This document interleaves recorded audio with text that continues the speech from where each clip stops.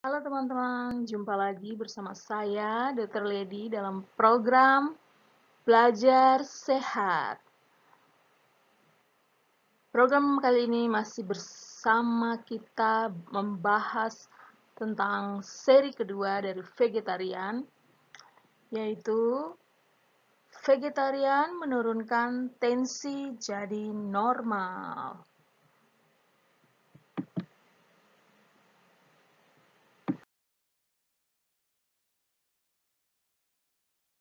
Pendahuluan.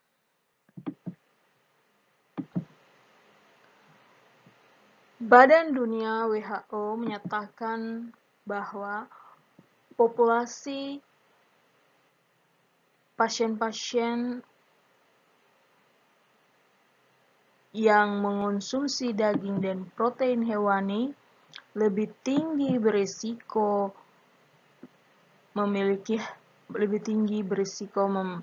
memiliki harapan hidup yang rendah dibandingkan populasi yang mengonsumsi protein nabati tinggi vegetarian, yaitu mempunyai angka harapan hidup rata-rata 90 sampai 100 tahun.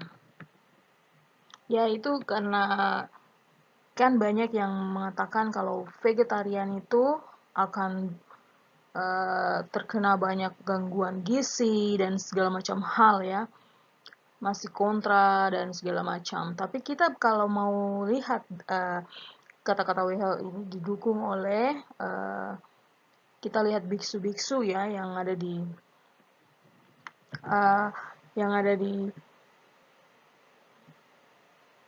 wihara, yang ada di itu biksu-biksunya umurnya panjang ya, mereka vegetarian. Jadi mungkin kalau kita bilang penyakit, ya kita tunggu dulu ya, nanti dulu ya penyakitnya kayak bagaimana, karena vegetarian terbukti sehat. Ini sudah penelitian, ini bukan kaleng-kaleng ya, ini Badan Dunia WHO yang menyatakan hal ini. Oke, kita lanjut.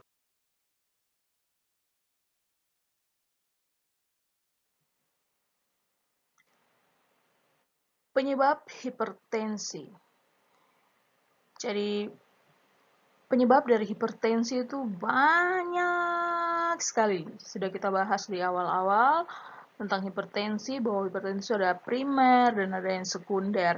Untuk yang primer, yang membuat dari diri sendiri, yang membuat sudah dari sononya ya sakitnya itu, nah itu 90% ya. Dan yang sekunder itu sekitar 5-10%. Jadi berdasarkan penyebab oleh Silber 2007 yang terdapat pada Color Atlas Patofisiologi, ada halaman 210 sampai 213. Di sini menyatakan bahwa hipertensi dibagi menjadi 4 berdasarkan penyebab, yaitu hipertensi primer, hipertensi renalis, hipertensi hormonal, bentuk hipertensi lain seperti penyebab dari penyakit kardiovaskuler atau neurogenik atau dari obat-obatan ya. Ya, jadi banyak sekali penyebab ya, dan itu tugasnya para medis, dokter untuk mencari tahu penyebab dari hipertensi. Tapi secara garis besar, di samping kita mencari penyebab, tetap kita harus menjaga kesehatan pasien dengan jalan kita memberikan edukasi tentang vegetarian mampu menurunkan tensi menjadi normal.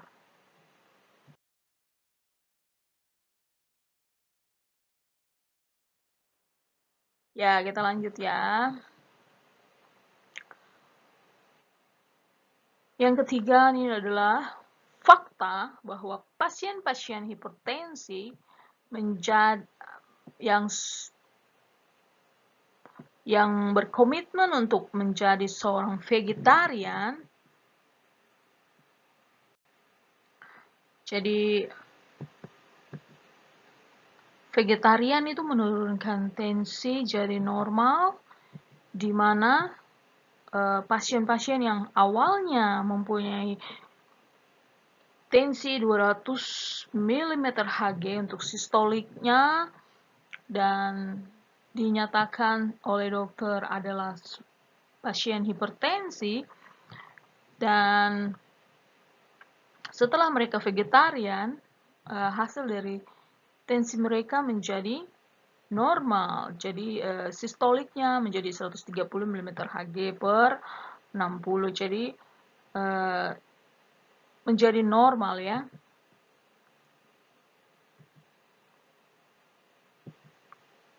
Dan 100% sehat. Jadi kenapa sampai dikatakan sehat? Karena ini fakta kalau pasien-pasien yang kita sudah edukasi dan kita suruh vegetarian, tensi mereka menjadi normal, dan bahkan ada yang sampai tidak minum obat lagi karena masih bisa terkontrol dengan makanan ya. Jadi dikontrol dengan makanan. Nah, makanan itu adalah vegetarian. Dan pasien-pasien yang vegetarian ini kita sarankan untuk tidak mengonsumsi kuning telur, tetapi putih telur saja untuk mendapatkan proteinnya bila kekurangan protein. Dan minyak yang digunakan adalah minyak yang rendah kolesterol jahatnya. Jadi lebih banyak minyak-minyak yang ada mengandung HDL ya. Jadi untuk membantu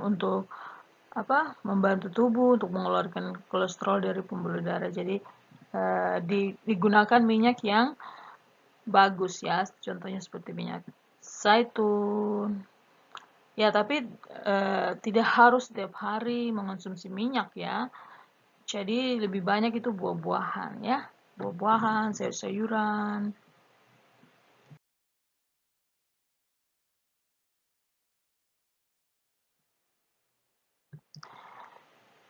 Yang keempat adalah vegetarian dapat menurunkan tekanan darah. Bagaimana caranya? Ya, jadi vegetarian dapat menurunkan tensi ini di mana rendahnya kadar lemak jenuh dalam darah. Jadi maksudnya di sini rendah itu makanan yang kita makan itu banyak mengandung lemak jenuh. Jadi kalau kita makan itu tidak membantu tubuh. Jadi yang tubuh sendiri sebenarnya sudah membentuk lemak di dalam tubuh ya. Jadi untuk menurunkan tekanan darah, di sini dari penelitian sudah dijelaskan, ada penelitian tentang kadar natrium dan kalium dari sekresi air seni kaum vegan ya. Jadi jumlahnya sangat sedikit, jadi tidak, tapi itu belum signifikan juga, sehingga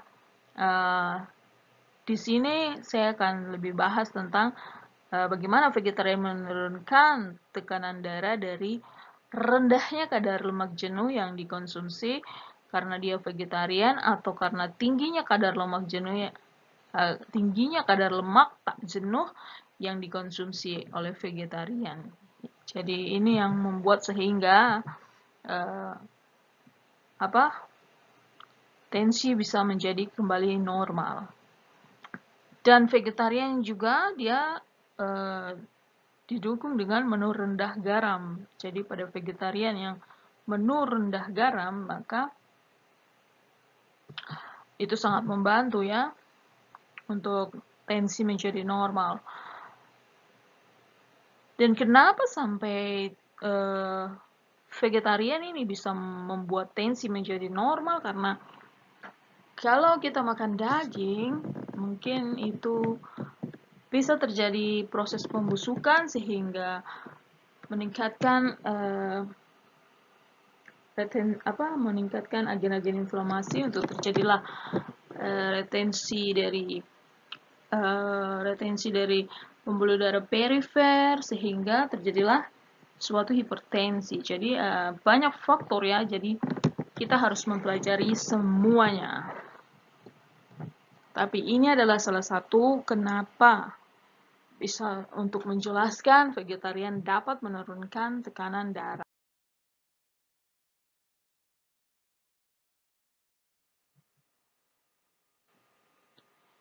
Ya, terima kasih untuk kita semua karena telah menonton video ini, dan tetap setia dalam program Belajar Sehat. Kita belajar terus tentang vegetarian dengan seri-seri berikutnya.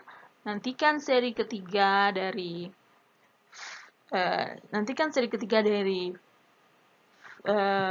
versi vegetarian ya.